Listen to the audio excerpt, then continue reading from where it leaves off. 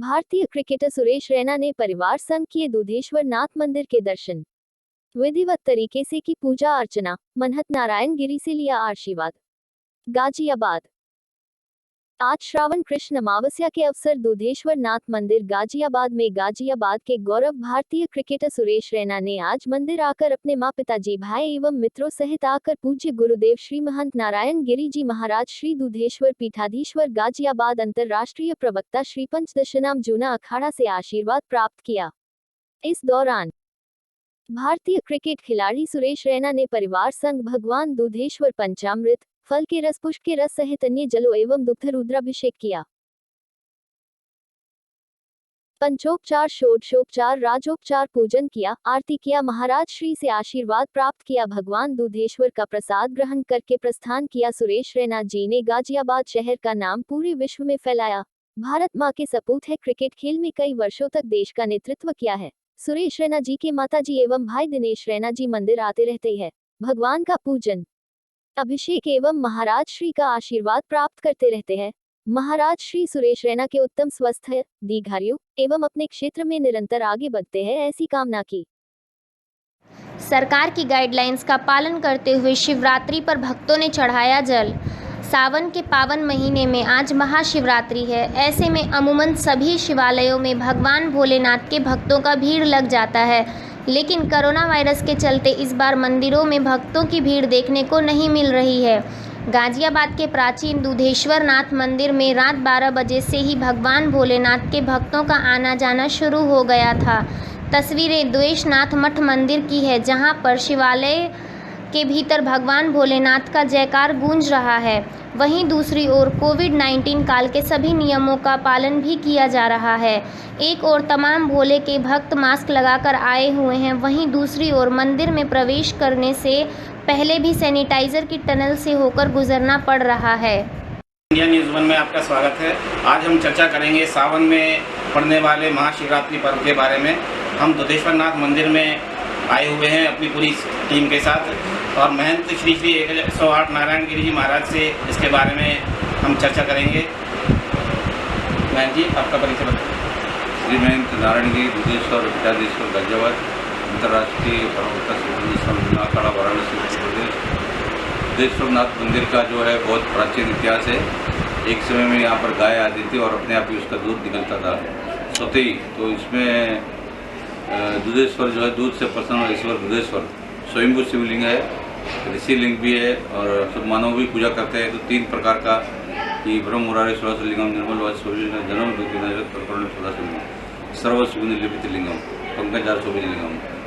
तो ये भगवान शिव को लिंग के रूप में जो है पृथ्वी पर प्रकट हुए थे। भगवान ज्योति रूप में उनका पूजा होता है। श्री पंचदशनाम जूना अखाड़े की परंपरा में दुधेश्वर नाथ मंदिर जो है यहाँ पर श्रावण महीना जो है एक शून्य महीना होता है कि सब देवता जो है शयन करने के लिए चले जाते हैं, देवशयन एकादशी से लेकर देव उठान एकादशी तक। तो उस समय में बीच में भगवान शिव जो है पृथ्वी पर चेतन रूप में रहते हैं। शिव का वास या तो शमशान में या कैलाश में।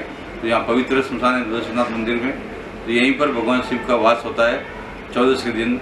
जो ये मासिक शिवरात्रि है, ये श्रावण की शिवरात्रि है। तो इस अवसर पर जो है यहाँ भक्तों का जो है वो अपना भगवान शिव से मिलने का, उनको दर्शन करने का और सब प्रकार की जो अपनी मनोकामना है, विभिन्न प्रकार की मनोकामना, वो भी पूर्ण करने के लिए भगवान के पास आते हैं और वो जो सभी आके यहाँ पर जो है जलाभिषेक करते हैं।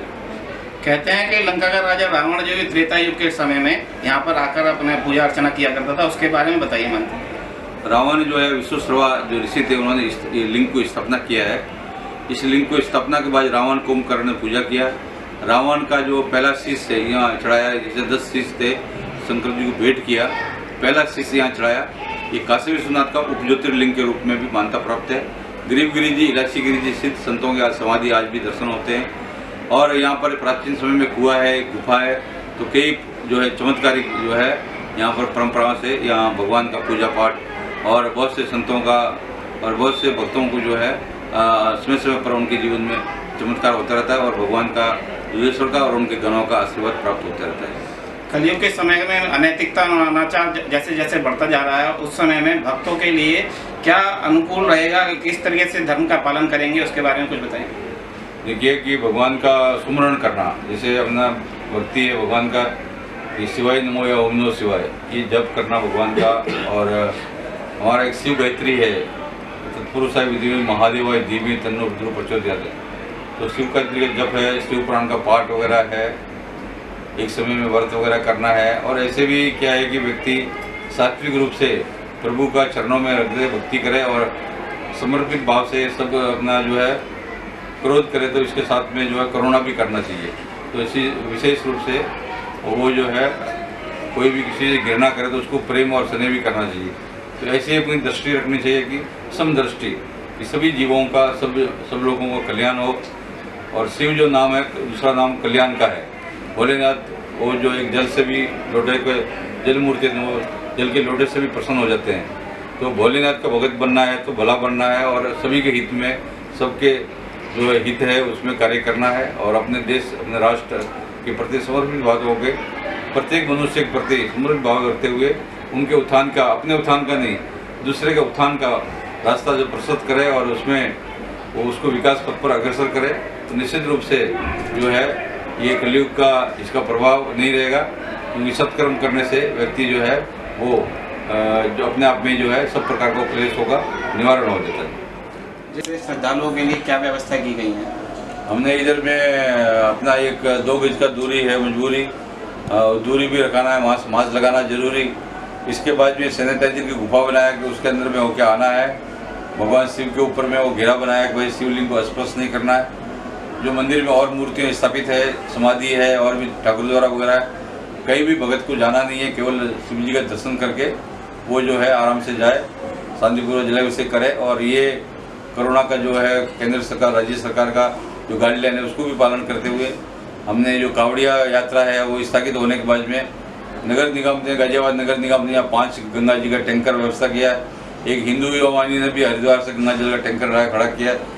कोई भी कांवड़िया है, चाहे कोई भगत है, जो भी भगवान बुद्ध को जलाभिषेक करना चाहता है तो वो टैंकर से गंगा जल को लेकर भगवान का अभिषेक कर सकता है जी। शासन और प्रशासन की तरफ से क्या व्यवस्थाएं की गई हैं यहाँ पर? शासन का तो एक कम से कम 1 महीना से पहले से ही डीजीपी, आईजी और यहाँ के जिलाधिकारी जी, पुलिस कप्तान जी और सारे जितने भी अधिकारी है, पुलिस प्रशासन और प्रशासन के अधिकारी, सारे अधिकारी जो है यहाँ श्री मजिस्ट्रेट वगैरह शैलेंद्र सिंह जी और बहुत सारे अधिकारियों को निरीक्षण समय समय पर करीब 1 हफ्ते से जो है यहाँ पर, और नगर निगम की तरफ से सारी साफ सफाई की, जल की व्यवस्था है, बहुत सारी व्यवस्था ये जो है उन्होंने व्यवस्था किया है कि भाई प्रशासन ने कि भगत लोग शांतिपूर्वक जलाभिषेक करे। इसका प्रबंध करने का पर्याप्त प्रयास जो है प्रशासन ने भी किया है और मंदिर समिति ने भी पूर्ण प्रयास किया है कि सब व्यवस्था अच्छे से चले। महाशिवरात्रि के पर्व पर भक्तों को क्या संदेश देना चाहेंगे? देखिए, भक्तों के लिए तो विशेष रूप से कि स्वयं भगत शिव के होते हैं, वो शक्तिशाली होते हैं, तो उनको कोई संदेश देने का, कोई लेने का आवश्यकता नहीं है। वो स्वयं अपने आप में है कि वो किसी को आशीर्वाद दे, वो किसी को शक्ति दे, वो अपनी साधना का अपनी दे, तो हमारा कल्याण हो। तो इसी के साथ में अपनी वाणी को विराम। हरि ओम, जय हर हर महादेव। भक्तों के लिए उन्होंने क्या क्या मंदिर की समिति की तरफ से व्यवस्थाएं की गई हैं उसके बारे में बताया था और शिवरात्रि के पर्व के बारे में पूर्ण व्याख्यान दिया। धन्यवाद महाराज।